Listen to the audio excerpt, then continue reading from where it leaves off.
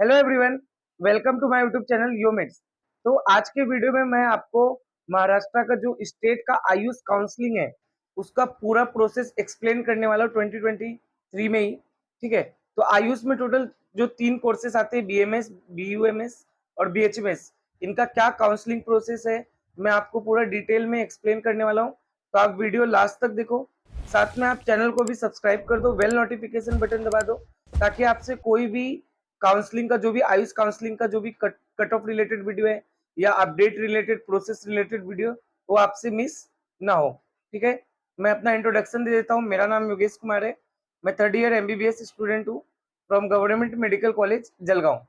ठीक है, और बहुत सारे बच्चों को क्या होता है कि डाउट रहता है, तो पूछते हैं कमेंट सेक्शन में कि सर आपसे कांटेक्ट कैसे करें। अगर आपको कोई भी काउंसलिंग रिलेटेड डाउट है, क्वेरी है, तो आप मुझे इस नंबर पे व्हाट्सअप कर सकते हैं। हो सकता है आपको थोड़ा लेट रिप्लाई मिले, बट आपको रिप्लाई मैं दूंगा। बस कॉल आप मत करना, ठीक है। आप इस पे कोई भी डाउट मुझसे पूछ सकते हो, प्रोसेस से रिलेटेड, चॉइस फिलिंग से रिलेटेड, जो भी आपका डाउट है आप मुझे इस नंबर से कॉन्टेक्ट कर सकते हो।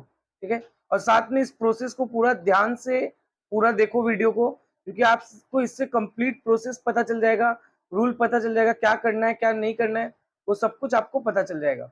ठीक है, सारे डाउट्स आपके क्लियर हो जाएंगे। ठीक है, तो देखते हैं। अगर मैं बात करूं तो सबसे पहले राउंड 1 की बात करते हैं। देखो, राउंड 1 का जो सीट मैट्रिक्स है, कितनी टोटल सीट्स है, टोटल 22 गवर्नमेंट बीएमएस के कॉलेजेस है और प्राइवेट कॉलेजेस भी हैं बीएमएस के।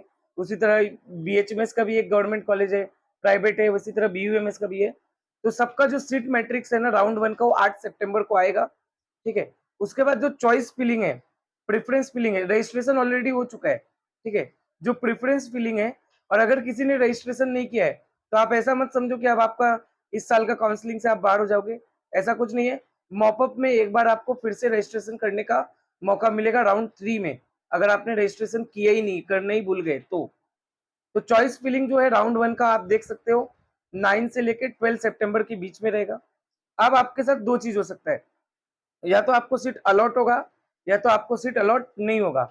सीट नहीं अलॉट होगा तो मतलब जो भी आपका नाम है, जो भी लिस्ट आएगी उसमें आपके नाम के आगे लिखा रहेगा चॉइस नॉट अवेलेबल। ठीक है, किसी वजह से आपको सीट नहीं लगा, मतलब आपका रैंक थोड़ा ज्यादा हाई है। ठीक है, तो सीट अगर नहीं अलॉट है तो आप डायरेक्टली राउंड 2 में चले जाओगे।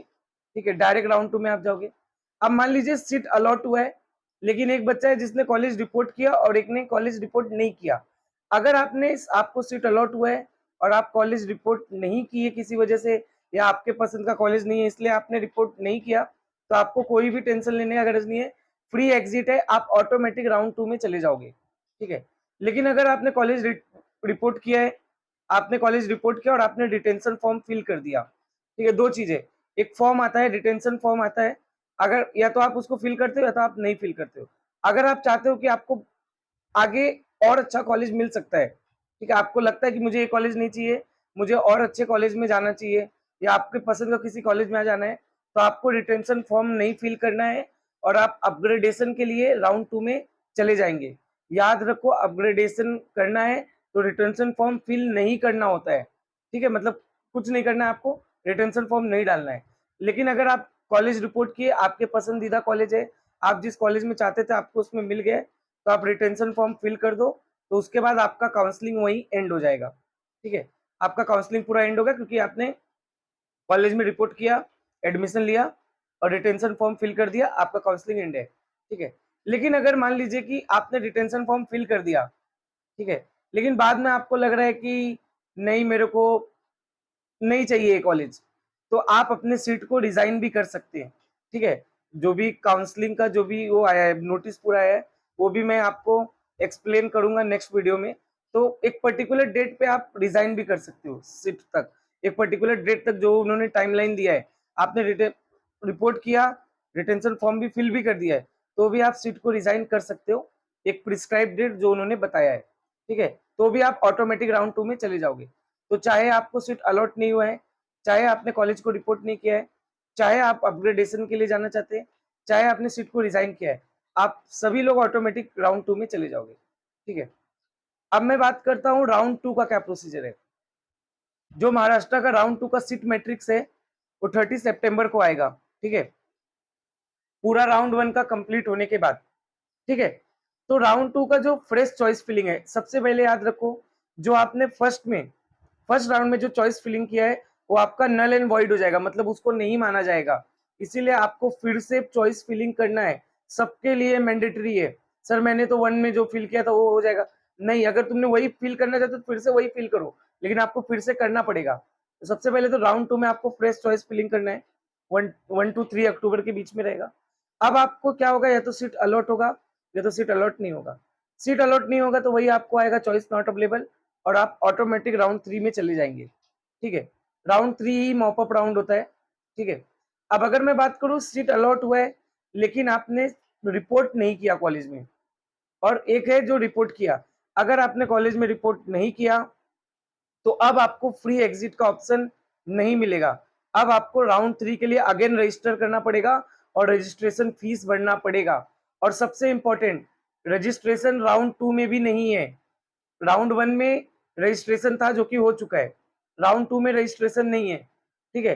राउंड 3 में रजिस्ट्रेशन है, और सीट अलॉट हुआ है, आपने कॉलेज को रिपोर्ट नहीं किया है तो आप राउंड 3 में डायरेक्ट नहीं जा सकते हो, आपको रजिस्टर करना पड़ेगा, रजिस्ट्रेशन फीस भरनी पड़ेगी, तो आप राउंड 3 में जा सकते हो, ठीक है। अगर आपको सीट अलॉट हुआ है, आपने कॉलेज रिपोर्ट किया है, ठीक है, आपने या तो रिटेंशन फॉर्म फिल किया रहेगा या तो नहीं फिल किया रहेगा, क्योंकि आप अपग्रेडेशन चाहते हैं। अगर आप अपग्रेडेशन चाहते हैं कि किसी और कॉलेज में मिल जाए तो आप रिटेंशन फॉर्म मत फिल करो, बस अपना सीट वहां जाके बुक करा लो रिपोर्ट करके, और आप ऑटोमेटिक राउंड 3 में चले जाओगे। लेकिन अगर मान लीजिए आपने रिटेंशन फॉर्म फिल कर दिया है, तो मतलब कि आपको आपके पसंद का कॉलेज मिला इसलिए आपने फिल कर दिया है, तो आपकी काउंसलिंग एंड हो जाएगी। लेकिन किसी बच्चे को लग रहा है सर मैंने फिल कर दिया है बट मुझे सीट को रिजाइन करना है, तो आप रिजाइन कर सकते हो एक पर्टिकुलर डेट तक, जो भी वो देंगे नोटिस, जो उन्होंने दिया है नोटिस में। लेकिन आपको अगर फिर रिजाइन करने के बाद फिर से आपको काउंसलिंग करना है बीएमएस का, तो राउंड 3 में जाने के लिए आपको फिर से अगेन रजिस्टर करना पड़ेगा। तो याद रखो, राउंड 2 में अगर आपने रिपोर्ट नहीं किया है या आप अपने सीट से रिजाइन कर रहे हैं तो आपको राउंड 3 के लिए अगेन रजिस्टर करना पड़ेगा। लेकिन अगर आपको सीट अलॉट नहीं हुआ है या आपने अपग्रेडेशन के लिए डाला है, रिटेंशन फॉर्म फिल नहीं किया है, तो आप ऑटोमेटिक राउंड 3 में जाओगे, ठीक है। और अगेन रजिस्टर में आपको फीस भरना है, याद रहे आपको। नेक्स्ट है राउंड 3। राउंड 3 का पहले तो सबसे पहले क्या होगा, राउंड 3 में फ्रेश रजिस्ट्रेशन का आपको मौका मिलेगा। जैसे कि किसी किसी बच्चे का बीएमएस का अगर रजिस्ट्रेशन छूट गया है तो न्यू रजिस्ट्रेशन कर सकते हैं। दूसरा, अगर आपने राउंड 2 में कॉलेज रिपोर्ट नहीं किया है तो आपको अगर राउंड 3 में जाना है तो आपको रजिस्ट्रेशन करना पड़ेगा। सबसे पहले तो राउंड 3 का जो सीट मैट्रिक्स है वो 21 अक्टूबर को आएगा, उसका जो चॉइस फिलिंग है वो 23 और 24 अक्टूबर को होगा। अब दो केस हो सकता है, एक तो हो सकता है कि आपको सीट अलॉट हुआ है, एक हो सकता है कि आपको सीट अलॉट नहीं हुआ है। अगर सीट अलॉट नहीं हुआ है तो आपको चॉइस नॉट अवेलेबल करके आएगा, जैसा कि मैंने पहले भी बताया। और आप ऑटोमेटिक जो सब्सिक्वेंट राउंड होते हैं, जो सब्सिक्वेंट राउंड तब होगा जब सीट कुछ खाली रहती है। अगर सीट खाली रही तो आप ऑटोमेटिक स्ट्रे वैकेंसी राउंड में चले जाओगे, ठीक है। और स्ट्रे वैकेंसी राउंड में जाके आपको फ्रेश चॉइस फिलिंग करनी पड़ेगी फिर से। अगर आपको सीट अलॉट नहीं हुआ है, आप ऑटोमेटिक स्ट्रे वैकेंसी राउंड में जाओगे, आपको फिर से चॉइस फिलिंग करनी रहेगी। तो अगर आपको स्ट्रे वैकेंसी राउंड में सीट अलॉट हो गया तो आपको कंपलसरी ज्वाइन करना पड़ेगा, ऐसा डिटेंशन वगैरह का कोई ऑप्शन आपके पास नहीं है। और अगर आपको सीट नहीं अलॉट हुई, हो सकता है कंप्लीट हो गया काउंसलिंग प्रोसेस, तो दूसरा कोई स्ट्रे वैकेंसी राउंड नहीं होगा। लेकिन अगर सीट खाली रहा तो फिर से आपको सब्सिक्वेंट ऐसा होते रहेगा, नेक्स्ट स्टे वैकेंसी राउंड आएगा, ठीक है। अब अगर मान लो आपको सीट अलॉट हुआ है, एक तो था कि जिनको सीट अलॉट नहीं हुआ है उस स्टे वैकेंसी राउंड में जाएंगे, एक है कि अगर आपको राउंड 3 में सीट अलॉट हुआ है तो आपको कॉलेज रिपोर्ट अगर आपने किया है तो आपको कंपलसरी वो सीट ज्वाइन करना पड़ेगा, आपको रिटेंशन फॉर्म जैसा कोई ऑप्शन नहीं मिलेगा, कंपलसरी आपको सीट ज्वाइन करना पड़ेगा। दूसरा, अगर आपको सीट अलॉट हुआ है लेकिन आपने कॉलेज में रिपोर्ट नहीं किया है तो आपका काउंसलिंग इधर ही एंड हो जाता है, आप स्ट्रे वैकेंसी राउंड में भी नहीं जा सकते हो, क्योंकि स्ट्रे वैकेंसी राउंड का कोई फ्रेश रजिस्ट्रेशन नहीं होगा। स्ट्रे वैकेंसी राउंड में सिर्फ वही स्टूडेंट जाएंगे जिनको सीट अलॉट नहीं हुआ है।